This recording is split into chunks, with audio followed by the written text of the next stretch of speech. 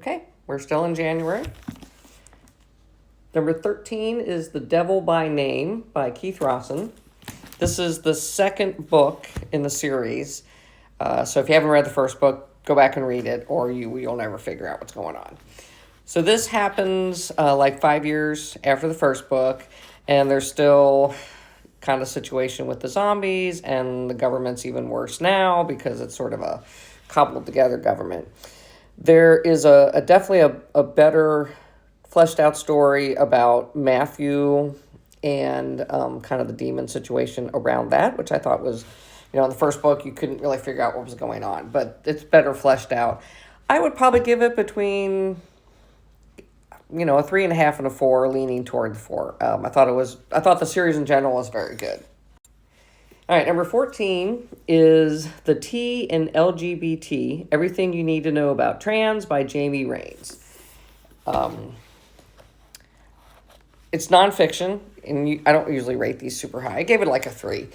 I think if someone is an ally or somebody is trans and is starting out in their journey, this is a good starter book. It does kind of walk you through kind of the beginnings and why people feel that way. And I think it's important for allies to know this stuff. If the people you love are farther into their journey, I don't know if the book is that helpful. The viewpoint is more centered on trans males because the author is that, though he does cover trans women and non-binary. So that's also covered. I think it's a good starter, and I would recommend it if you want to know more about that community.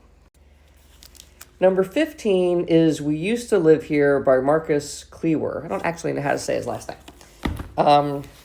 I gave this book between a 3.5 and a 4, maybe somewhere in the middle. It actually was a pretty good story. So Eve and her partner Charlie have just bought this house, and they're going to flip it. And it's in a somewhat remote area, so perfect setting for a haunted house and a ghost situation.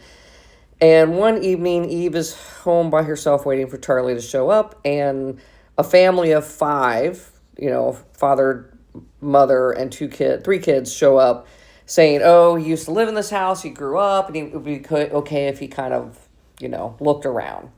And so she lets him in, and then it kind of all goes crazy from there. It was a good story, and it sort of makes you kind of like, what's going on? And I know some people have commented that there were more questions than answers at the end. I didn't find that to be a problem. I just thought, the story was good, and it made you think about stuff. And maybe you're not sure what's going on at the end, but that's okay. I would recommend it.